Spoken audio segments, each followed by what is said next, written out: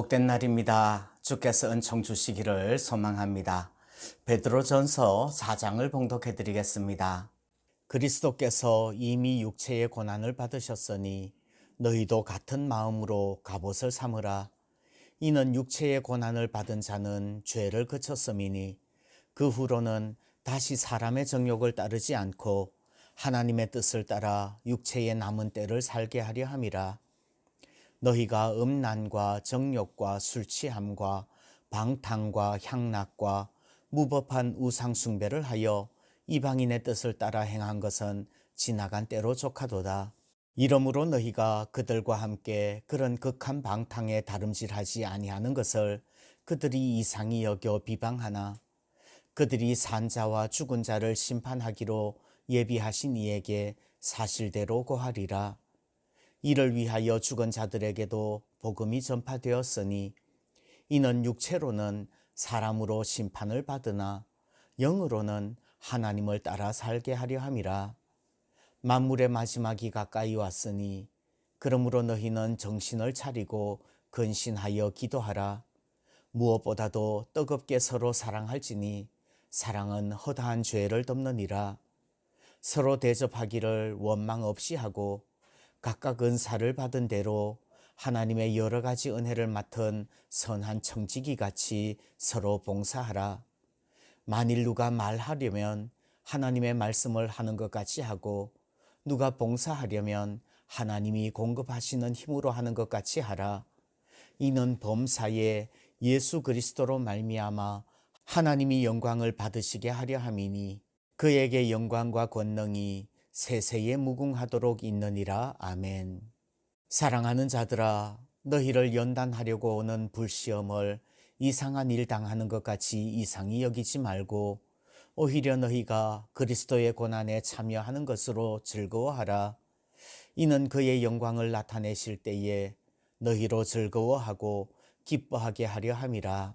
너희가 그리스도의 이름으로 치욕을 당하면 복 있는 자로다. 영광의 영 곧 하나님의 영이 너희 위에 계심이라. 너희 중에 누구든지 살인이나 도둑질이나 악행이나 남의 일을 간섭하는 자로 고난을 받지 말려니와 만일 그리스도인으로 고난을 받으면 부끄러워하지 말고 도리어 그 이름으로 하나님께 영광을 돌리라. 하나님의 집에서 심판을 시작할 때가 되었나니 만일 우리에게 먼저 하면 하나님의 복음을 순종하지 아니하는 자들의 그 마지막은 어떠하며 또 의인이 겨우 구원을 받으면 경건하지 아니한 자와 죄인은 어디에 서리요. 그러므로 하나님의 뜻대로 고난을 받는 자들은 또한 선을 행하는 가운데에 그 영혼을 미쁘신 창조주께 의탁할지어다. 아멘. 초대교회 성도들은 죄를 짓지 않았는데 예수 믿는다는 것 때문에 고난을 받았습니다.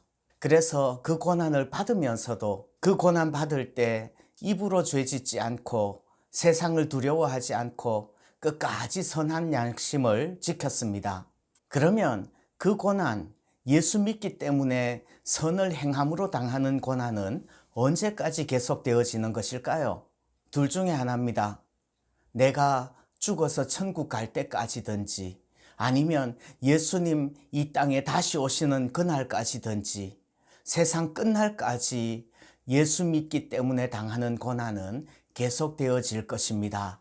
그래서 오늘 4장 마지막 절을 보면 그러므로 하나님의 뜻대로 고난을 받는 자들은 또한 선을 행하는 가운데 그 영혼을 미쁘신 창조주께 의탁할지어다 말씀합니다.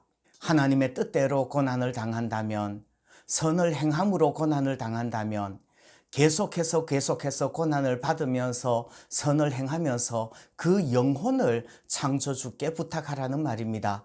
다시 말하면 고난을 받아서 그 고난으로 순교하라는 말입니다.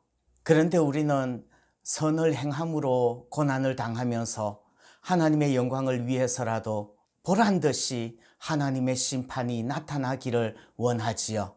이 땅에서 믿는 자가 승리하는 모습을 보여줘야지 예수 믿는 자들 앞에서 하나님의 영광을 찬양하게 되고 또 봐라 예수 믿으면 이렇게 승리하게 하신다, 이렇게 말하고 싶은 거지요. 그런데 여러분, 기독교의 역사를 한번 생각해 보십시오. 순교의 피가 흐른 곳에 하나님의 영광이 드러나고 기독교가 부흥했습니까? 아니면 이 세상에서 믿는 자들이 승리하고 기득권을 가졌을 때 하나님의 영광이 드러나고 기독교가 부흥했습니까?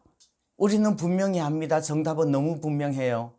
기독교가 승리의 종교가 되었을 때 오히려 기독교는 부패했고, 기독교가 박해를 받아 순교했을 때 부흥했던 것을 역사를 통해서 압니다. 그런데 시험지 놓고 시험 본다고 그러면 정확하게 100점 맞을 거예요. 그러나 우리의 실제의 삶에서는 계속해서 나의 헌신이 하나님께 상달되고, 그래서 기도 응답 받아서 이 세상에서 출세하고 이 세상에서 부자 되고 이 세상에서 잘 나가서 그렇게 함으로써 하나님이 영광 받으실 거라고 생각하는 거예요. 아닙니다. 우리가 고난 당하는 것이 하나님께 영광이 되고 우리에게는 유익이 되는 줄 믿습니다. 그래서 시편 119편에서는 이렇게 말씀합니다. 고난 당한 것이 내게 유익이라. 이로 말미암아 내가 주의 율례들을 배우게 되었나이다. 고난 당한 것이 유익이라고 말씀합니다. 그러면 선을 행함으로 고난 받는 것이 우리에게 어떻게 유익합니까? 오늘 말씀의 제목을 고난 받으면 이라고 잡았습니다. 선을 행함으로 고난 받으면 우리에게는 어떤 유익이 있을까요? 첫 번째, 선을 행함으로 고난 받으면 죄를 그칩니다. 1절 2절 말씀 보시면 이렇게 말씀합니다. 그리스도께서 이미 육체의 고난을 받으셨으니 너희도 같은 마음으로 갑옷을 삼으라. 이는 육체의 고난을 받은 자는 죄를 거쳤음이니 그 후로는 다시 사람의 정욕을 따르지 않고 하나님의 뜻을 따라 육체의 남은 때를 살게 하려 함이라. 죄가 없이 오히려 선을 행하는데 예수 믿는다는 것 때문에 육체의 고난을 받으면 가짜 신자들은 신앙을 그치고 육체를 따라갈 거예요. 그러나 진짜 신자들은 죄를 그치고 하나님의 뜻을 따라 육체의 남은 때를 살게 될 줄 믿습니다. 그래서 고난은 어쩌면 우리의 신앙이 쭉정이인가 알곡인가, 우리의 신앙이 참 신앙이라는 것을 증명하는 시금석이 될 것입니다. 6절에서는 육체로는 사람으로 심판을 받으나 영으로는 하나님을 따라 살게 하려 함이라 말씀합니다. 육체의 고난은 언제나 받게 될 것입니다. 그러나 영으로는 하나님을 따라 살게 될 줄 믿습니다. 두 번째, 선을 행함으로 고난을 받으면 그때 기뻐하게 될 것입니다. 13절에서는 이렇게 말씀합니다. 오히려 너희가 그리스도의 고난에 참여하는 것으로 즐거워하라. 이는 그의 영광을 나타내실 때에 너희로 즐거워하고 기뻐하게 하려 함이라. 고난 받는다는 것은 결코 기쁘거나 즐거운 일이 아닐 겁니다. 특히 그리스도의 고난에 참여하는 것, 선을 행함으로 고난 받는 것은 절대 기쁘지 않을 거예요. 그러나 그때는, 주님의 영광을 나타내실 그때에는 즐거워하고 기뻐하게 될 것입니다. 그래서 고난 받는 것이 유익인 것입니다. 세 번째, 선을 행함으로 고난 받으면 하나님께 영광이 될 줄 믿습니다. 16절에서는 이렇게 말씀합니다. 만일 그리스도인으로 고난을 받으면 부끄러워하지 말고 도리어 그 이름으로 하나님께 영광을 돌리라. 우리는 열심히 신앙생활 했는데, 신앙으로 죄짓지 않고 선을 행했는데 고난이 다가오면 혹시라도 나의 고난이 하나님의 영광을 가리게 될까 의기소침해질 수 있습니다. 그래서 우리는 우리의 고난을 숨기지요. 아닙니다. 오히려 자기의 약함을 자랑할 수 있기를 바랍니다. 하나님의 영광을 가리는 것은 그 고난 때문에 신앙을 버릴 때 영광이 가려지는 것입니다. 고난 가운데서도 굳건하게 오히려 죄를 그치고 더욱 경건하게 살아낸다면 과연 내세를 소망하는 신앙으로 인해서 하나님의 영광이 더 드러나게 될 줄 믿습니다. 기독교는 순교의 피 가운데 하나님의 영광이 드러나는 그런 종교인 줄 믿습니다.